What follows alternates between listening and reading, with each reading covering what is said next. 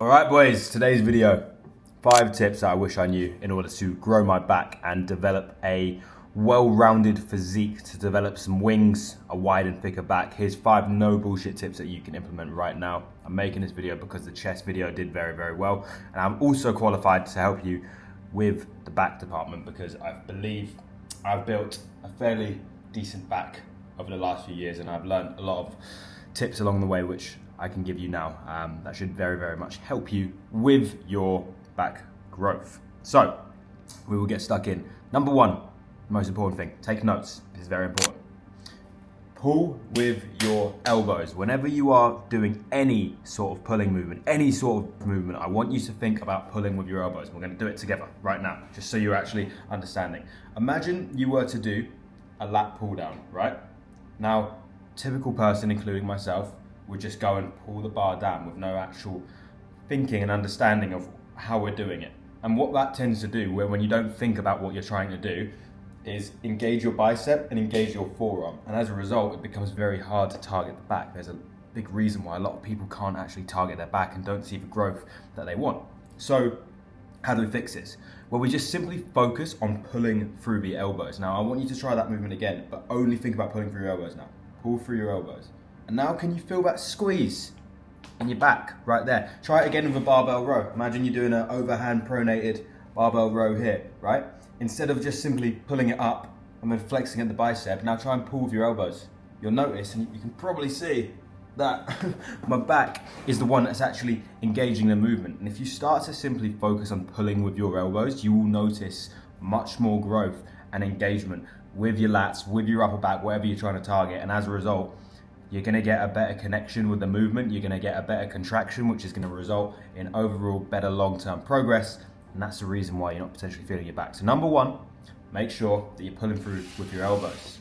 Now, the second thing that I hear all the time is, and again, I struggled with this, is actually feeling your back and engaging it in the movements. A lot of the time you just leave with a massive bicep pump, which is always great, to be honest with you. However, we're here to target our back, but we've come out of a massive bicep and forearm pump, and that's not what we're here for. So the second tip that I'm going to give you that's really going to be useful is starting your pull days with an isolation exercise before you go into any compounds. And as a result, you will go into those compounds with much better mind to muscle connection, and you will get the return on investment that you're after.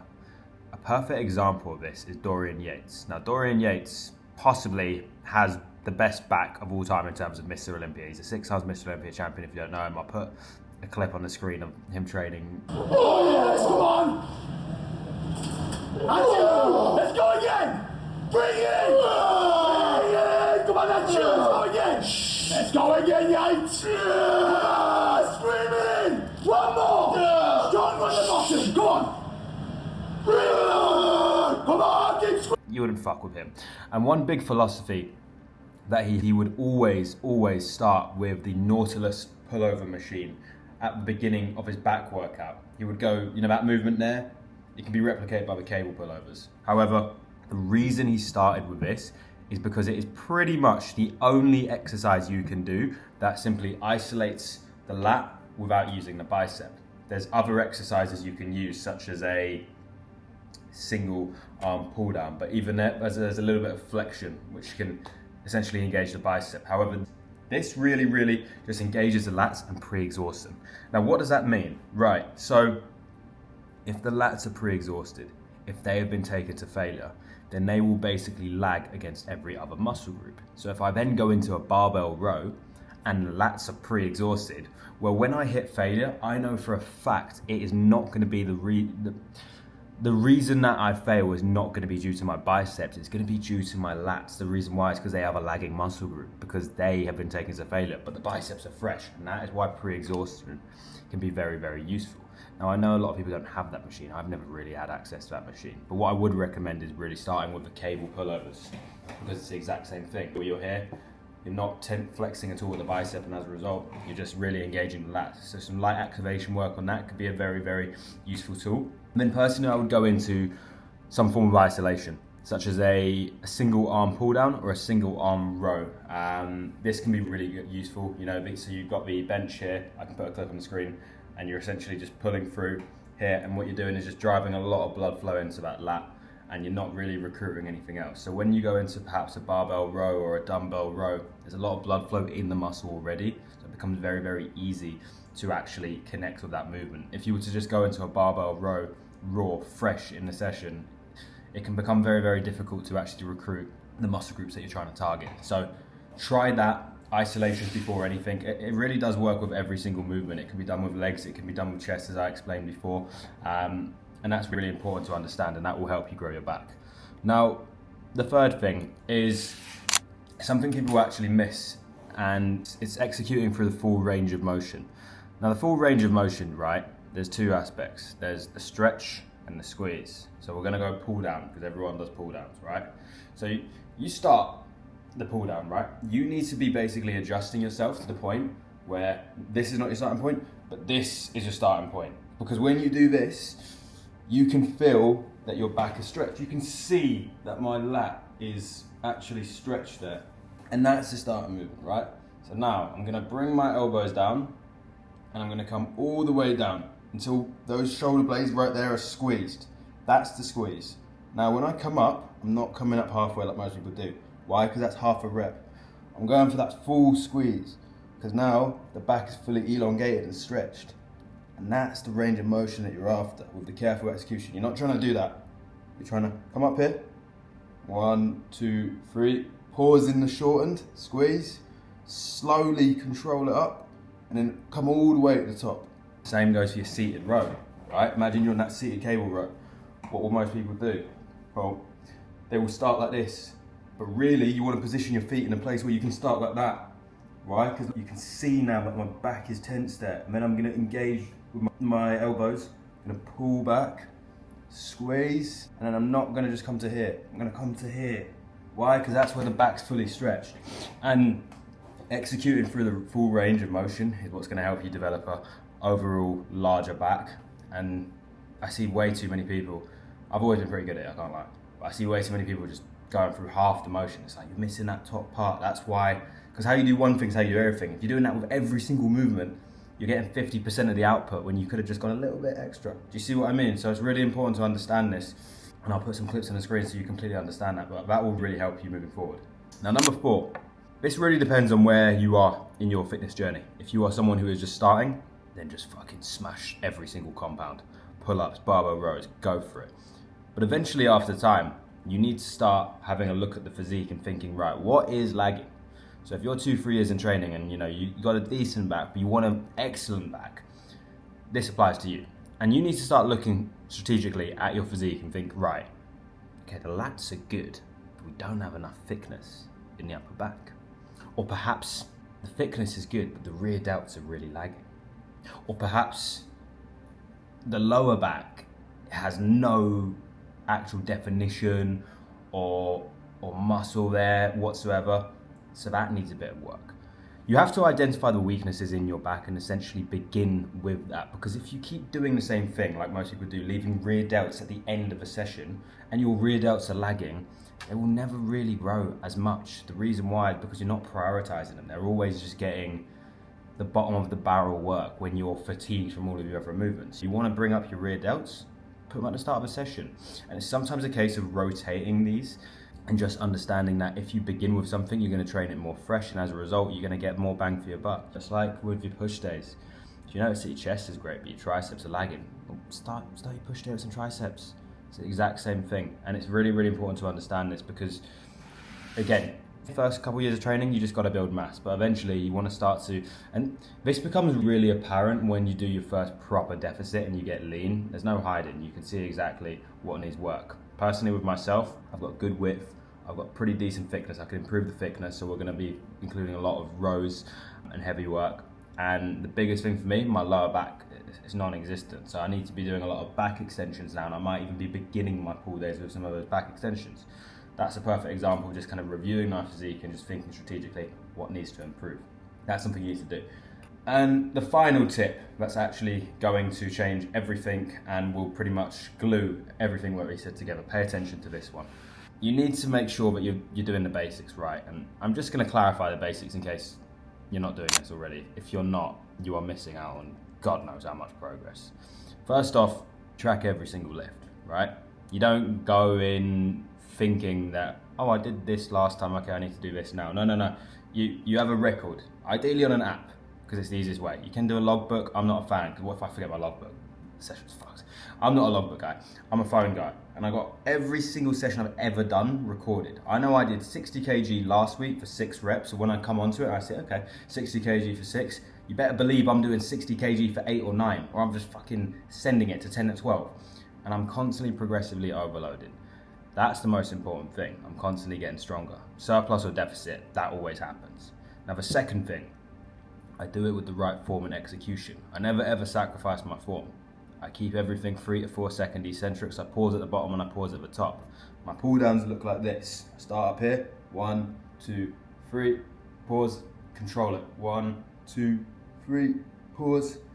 And if it means I have to do a bit less weight, so be it. That's the foundation I need, and then I progress the weight from there. And that's how you get stronger, knowing that your foundations are solid and you're actually going to build some solid muscle. Because anyone can just lift a load of weight and just do this, but you ain't doing shit. You're just feeding your ego. So make sure that you've got that. You understand that you're tracking everything correctly. You understand that you're actually lifting everything correctly. And then if we're going to really grow our back, if we're going to take this to fucking next level and just make some serious growth and build some serious muscle, we need to be in a surplus, which means we need to have a look at the actual physique and understand, right, are we lean at the moment? No. So you've probably got to go and get lean. There's a video about, I've posted already on how to exactly do that. If you want to go watch that, check out my channel, like and subscribe. And I'll actually be doing another, I'm going to make this a bit of a series because the last video did really well. I think this will do well as well. And I'm going to talk about 5 fat loss mistakes I wish I'd made. So you should definitely watch that as well. That will come out next week. But the big thing, right, is you have to be in a surplus to be building any sort of noticeable muscle. At the end of the day, we need to be bringing our body weight up if we're going to be putting on size. Now, if you're in a position where you are carrying too much body fat, then that's not something you should be focusing on. And the biggest mistake I see people make is they just don't know when to bulk and don't know when to cut. I'm going to just make it very, very clear for you. If you don't have abs, if you can't see your abs, all your focus on should be is just getting those abs, right? And it's not about, like, if you really don't care about how you look, then so be it, absolutely fine. But like, I know for a fact 90% of people want to be big and be lean, right? So the best way to do this is to get lean first. Not get big and then get lean. Get lean first and then maintain that condition year round and keep it. You should be keeping your abs year round, really, because all you have to do is just enter a small surplus and look to gain 0.6 kg. That's the surplus you need to be in, and that's what's going to help you grow your back long term. But it only works if you get really lean first, because otherwise you're gonna enter a deficit too early. You're gonna get to 20% body fat before you know it, and you're gonna be like, fuck, gotta cut now. And then you never spend enough time in a surplus where muscle's actually grown. I'm saying this with such fucking passion because I've done this and I understand now that what I've done is perfect. I've done exactly what I just told you need to do. I've spent the last 4 months cutting and now I'm into a surplus. I'm on 2.6k calories. I'm slowly upping it into the 3000s and I'm lean. I've still got ab weight. I'll show you the physique. Oh, come on. Can you?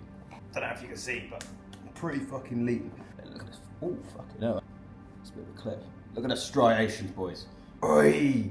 That's getting fucking edited. I'm pretty lean, right? And that's going to allow me to essentially spend the next 6-7 months in an off-season gaining phase, if you will. And I ain't going to get that fat. Maybe a little bit towards the end, but because I'm already lean, I only have to cut for like, what, a month, 2, max. And I can rinse and repeat. So get your foundations right and then enter a surplus. And then follow all of those tips I just said and you'll grow a larger back. If you'd like some exercises and what to know in terms of what to do, I'll give you a little bit of rationale as that. This is a little bonus tip. Personally, my session, what I would recommend for most people, but it does depend, is begin with some sort of lat pullover, activation work, really not just, you don't need to be telling us to failure. This is just to pump blood flow into the muscle, maybe some rear delt flies as well, just to get them rear delts going, potentially even some back extensions as well.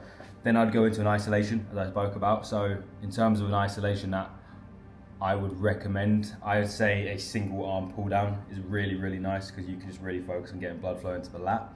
Then go into a compound. So you got barbell row or dumbbell rows, really good. If you've got access to the hammer strength machines, they're really good. After that, I'd probably go into some sort of pull up or pull down variation. I do 2 back days. I do 1 pull up and 1 pull down, so I would recommend doing both. Once the pull down, barbell row, the dumbbell row, and the single arm pull down is done, that's the majority of your back. So I'll probably come into rear delts. I'll do a reverse pec deck or a rear delt fly, and I'll go into biceps and then some lower back extensions. And that's pretty much what I do. Train that twice per week. And then I'd essentially, if you're new, just do the same movements twice per week. If you're advanced, I'd say create a second back session. So I do posterior chain, and essentially what I do on that second session is I do pull-ups, I do cable seated row, I do dumbbell prone row. It's just like when you're chest supported, it's like a T-bar row almost, and another variant of lat pull down. So for example, on the Tuesday where I do my pull day, I do lat pull down, upper back bias. The way I do that is I essentially look up, arch my back and do that, because if you try that, you focus on your upper back.